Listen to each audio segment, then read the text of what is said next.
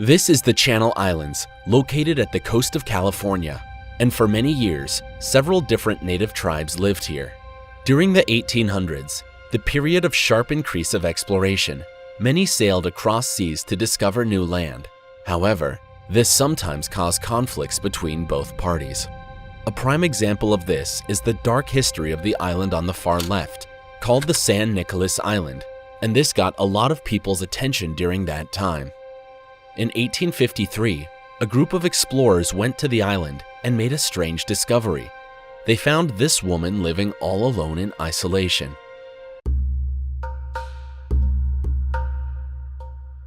Just a quick history of the island. It was first sighted by Spanish explorer Sebastian Vizcaino in 1602, and he was the one who named it San Nicolas. The island was populated by a native tribe called the Nicoleño, who lived there for over 8,000 years.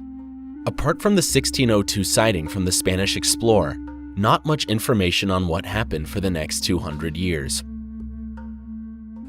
In 1811, a group of Russian fur traders from Alaska arrived on the island and wanted to create a trading agreement with the native people. The Nicoleño already had a trading relation with their neighboring tribes living on the nearby islands.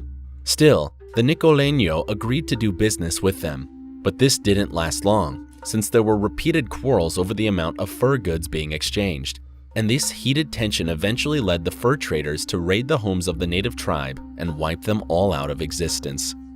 The event went unnoticed for almost 2 decades, and the island was only visited again in 1835, when a Spanish missionary learned what has taken place on the island.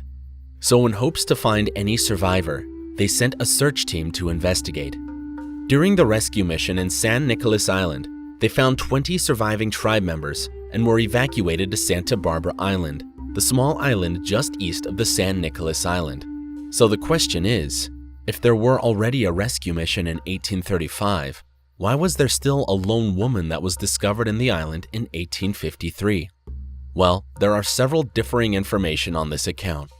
It was said that during the boat trip to Santa Barbara, a woman who believed to be the one on the photo jumped off the ship, insisting that her son was still on the island, missing. The day of the rescue was hit with heavy rain and terrible weather, so the crew were in a rush to get everyone on board and decided to leave her behind. While another suggested that while the search crew were on the island, the woman hid from them and didn't want to engage in any way. The third reasoning was that maybe she wasn't actually originated from the island. It could be possible that she was just a person who decided to sail and live on the island and had nothing to do with the Nicoleño tribe at all. And the fourth and final one, which sounds more plausible, is that given the weather at the time, the crew didn't make a thorough search and missed her completely. 15 years later, during the 1850s, they received tips from other sailors passing by that they found a hut and several footprints on San Nicolas Island, but they didn't find any people. They thought at the time it may have been left behind by other explorers who also visited the island and left immediately. As months passed by, several more tips came from different sailors about the San Nicolas Island. So in 1853, Father Jose Gonzalez Rubio sent an expedition led by George Nadever and 7 other men to search the island once more to find answers. The ship landed on the northern part of the island. They started their investigation throughout the area.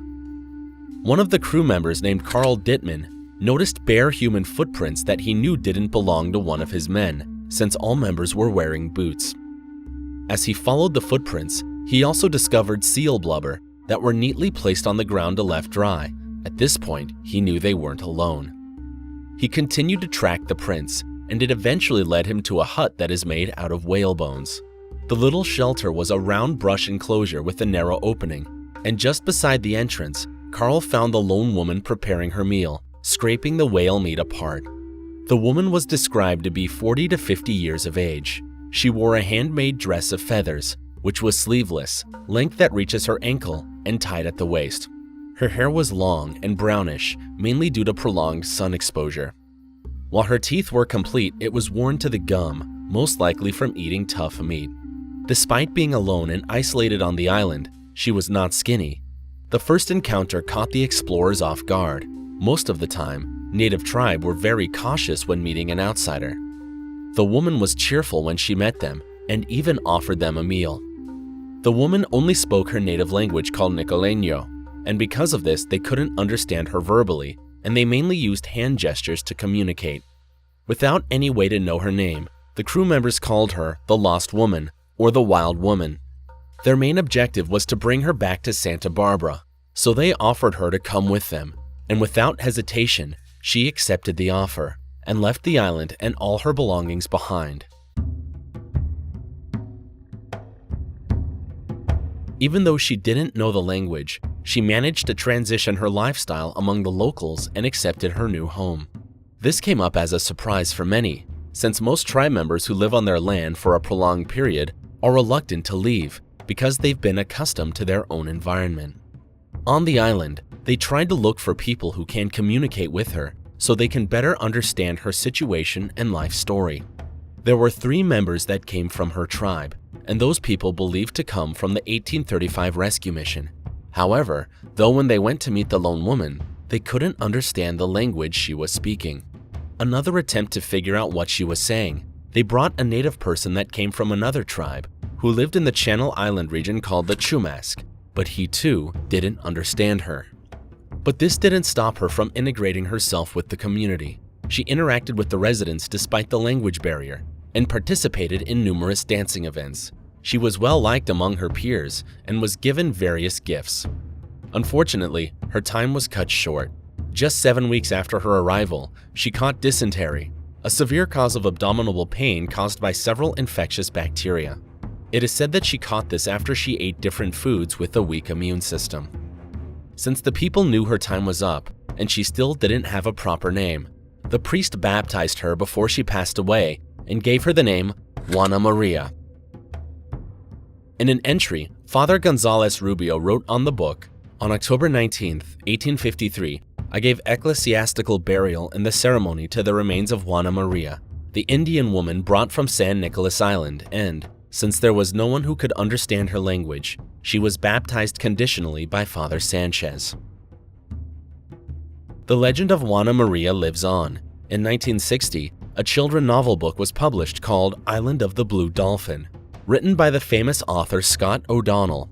The plot strongly correlated to Juana Maria's life story. It depicted a 24-year-old girl named Karana who was stranded all alone on an isolated island. In fact, this book became well known that it was adapted into a film in 1964. Even today, the book became one of the most popular novels for young readers in elementary school throughout the United States.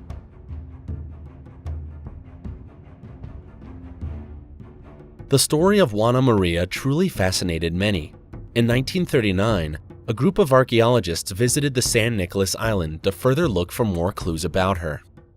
At the northernmost part of the island, they found a whalebone hut that believed belonged to her.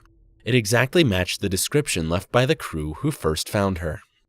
Here is the first look of the hut itself, since at the time when Maria was found, cameras were not yet widely used for sailors. But as you can see, the hut was destroyed over the years due to the weather and strong winds. More archaeologists followed suit to this story. In 2009, John Erlandson and his team found 2 red wooden boxes eroding from a sea cliff covered by a whale rib. Inside the box contained several fascinating artifacts that believed belonged to Juana Maria. A fishhook, a whale baleen hairpin, a bird bone pendant, abalone shell dishes, and many more others. All of these items were then kept in the Santa Barbara Museum of Natural History in California. Another big scientific research was in 2012. Steve Schwartz and his students from UCLA made a breakthrough when they discovered the cave that believed to be from Juana Maria. The cave itself may be the hiding spot for Maria and her main shelter whenever a strong storm arises. Despite the archaeologists' findings, there are still so many questions surrounding her life story, like how she managed to live for all the years on the island, and most importantly, how she ended up on the island all alone. The mysterious life of Juana Maria is truly remarkable. Only if there was somebody who could have communicated with her while she was alive, maybe more questions about her could have been answered.